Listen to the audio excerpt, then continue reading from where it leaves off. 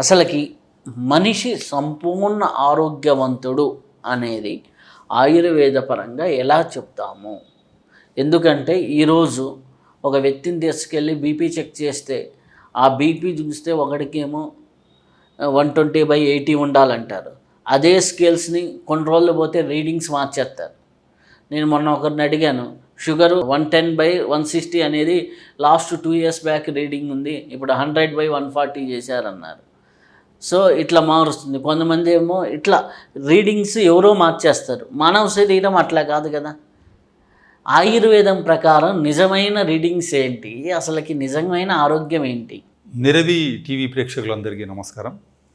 నాకు ఈరోజు అవకాశం ఇచ్చి మీ అందరి ముందు తీసుకొచ్చి ఆయుర్వేదం గురించి కొంత పరిచయం ఈరోజు మనం ఈ రూపంగా పంచుకుంటున్నందుకు సంతోషంగా ఉంది.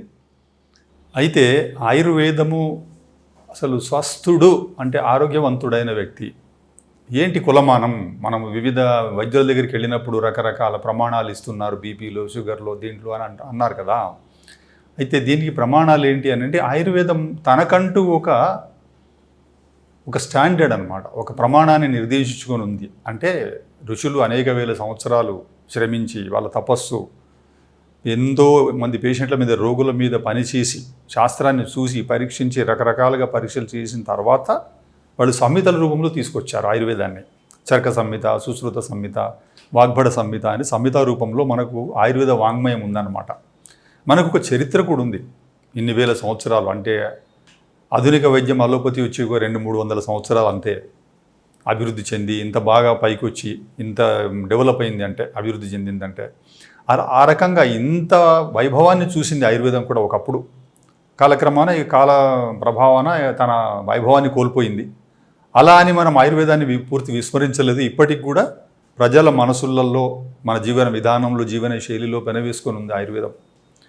అయితే ఆయుర్వేద శాస్త్రంలో ఆరోగ్యవంతుడు, పరిపూర్ణ ఆరోగ్యము లేదా స్వస్థుడు ఎవరు, స్వస్థత అంటే ఆరోగ్యం ఎవరు అంటే ఒక మంచి నిర్వచనం ఇస్తారన్నమాట ఆచార్యులు.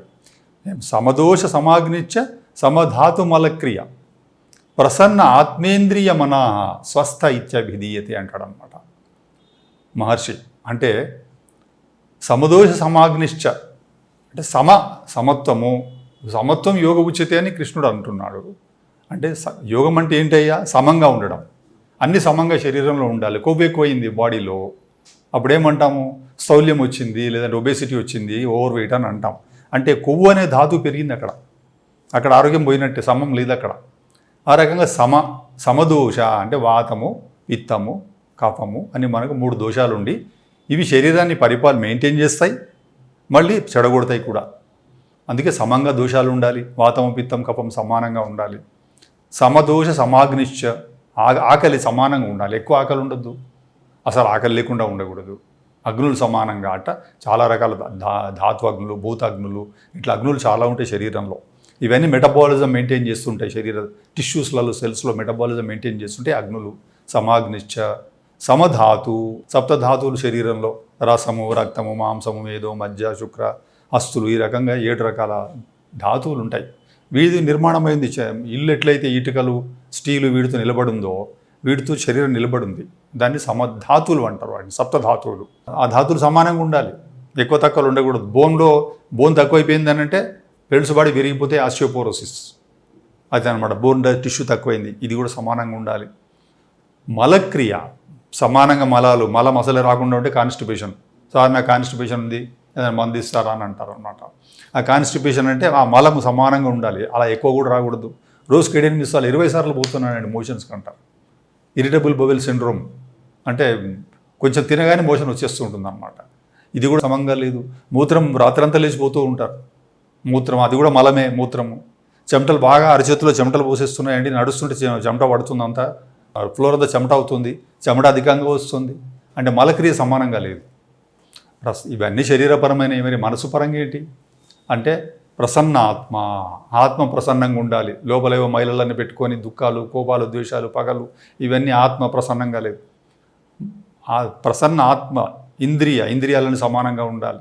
మనసు కూడా సమానంగా ఉండాలి. మనసు ఓవర్గా అన్నింటిలో పరిగెత్తడం చేయడం కాకుండా మనసును స్థిరంగా ఉంచి యోగం ఎట్లా అభ్యాసం చేస్తామో ఇవన్నీ సమంగా ఉండడమే ఆరోగ్యవంతుల లక్షణం అంటాడు. ఇది ఆరోగ్యంగా ఎవడు స్వస్థుడు అంటే ఆయుర్వేదం ఇలాంటి వాడయ్యా స్వస్థుడు.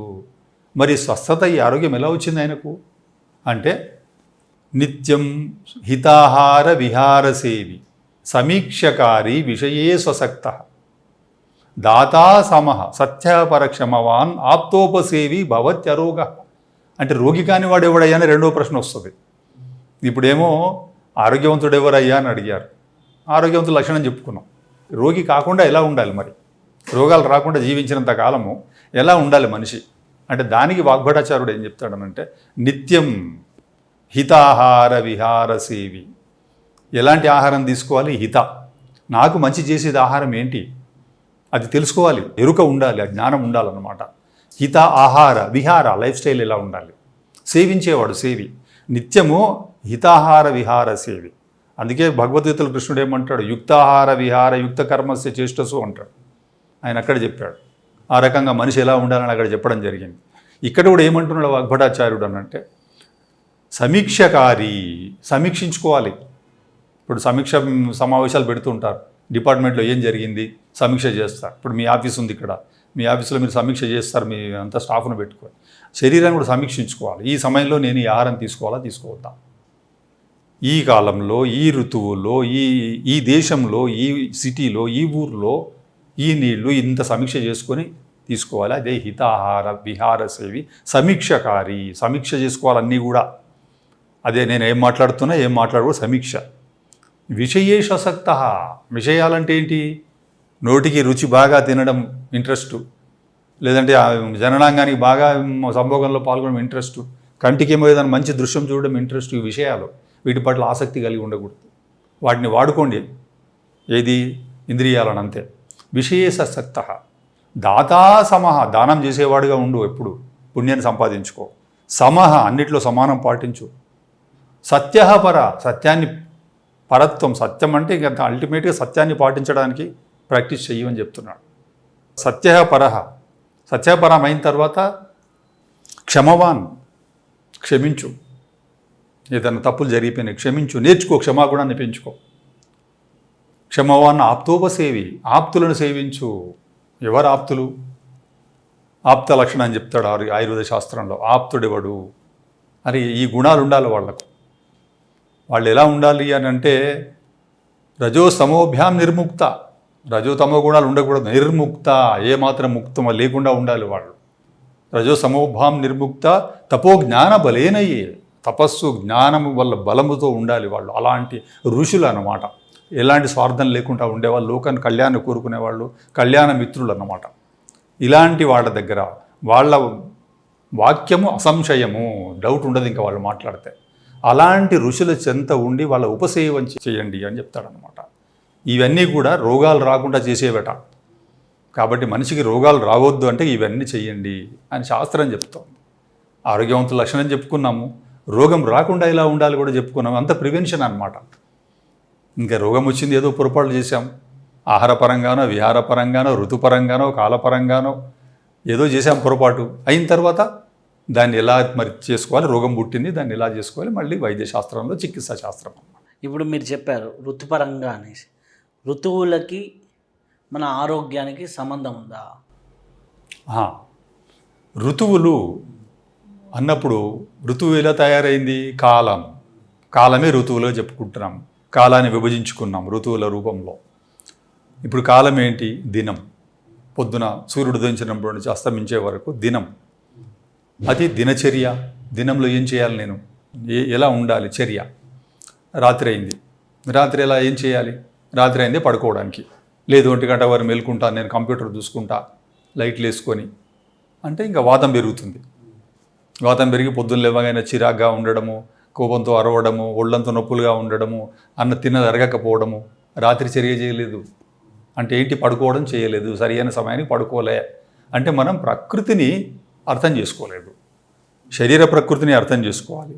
వాత పిత్త కఫాలు సప్తధాతు, బయట బ్రహ్మాండం, యతిపిండే తత్ బ్రహ్మాండే. ఆ బ్రహ్మాండాన్ని అర్థం చేసుకోవాలి. సూర్యుడు వచ్చాడు, గుంగిపోయాడు, రాత్రి అయింది, రాత్రి చర్య.